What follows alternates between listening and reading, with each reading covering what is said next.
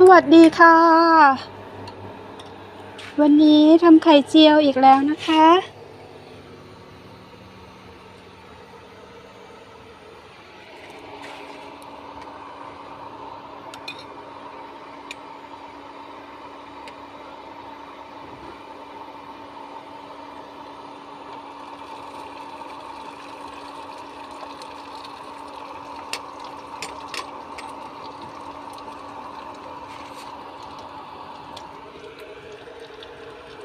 ผักชุบไข่ทอดค่ะ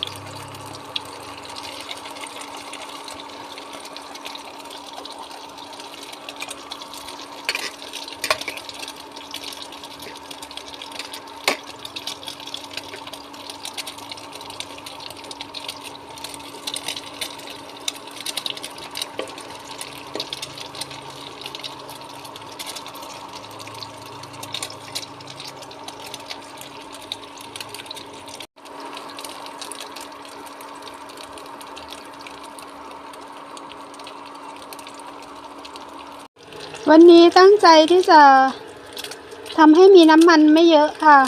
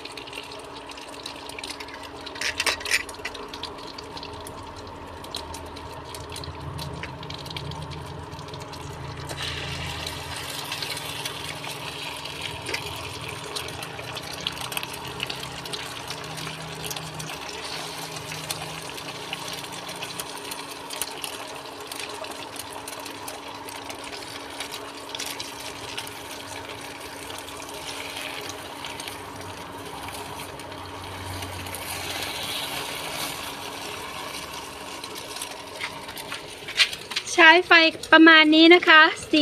4ก็จะออกมาหน้าตาประมาณนี้ค่ะ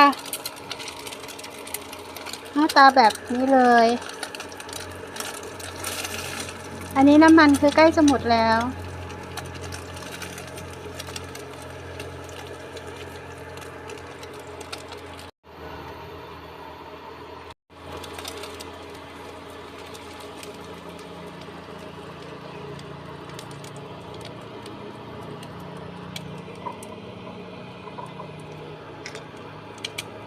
คิดว่าจะลองทำน้ำมันประมาณนี้ดูค่ะโหก้นถ้วยมีพริกไทยเยอะมากค่ะ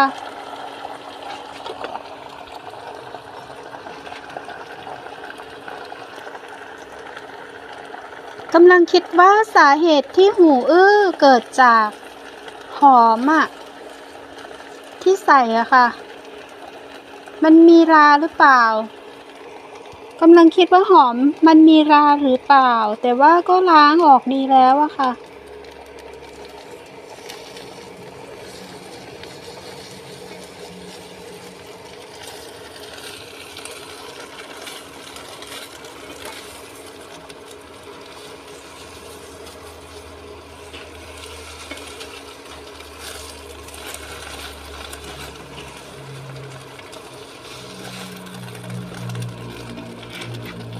ก็พอไหวอยู่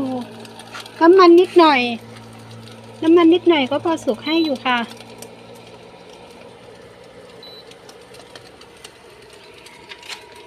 กลัวไหมเพราะไม่มีน้ำมัน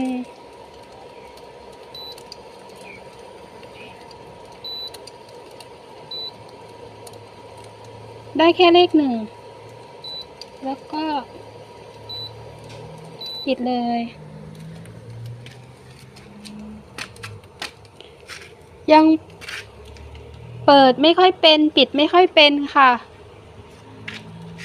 เสร็จแล้วอาหารเช้าวันนี้ค่ะ แมงวันไม่เป็นอุปสรรคมดไม่เป็นอุปสรรคนะคะ พวกเขาไม่ค่อยตอมอาหารค่ะ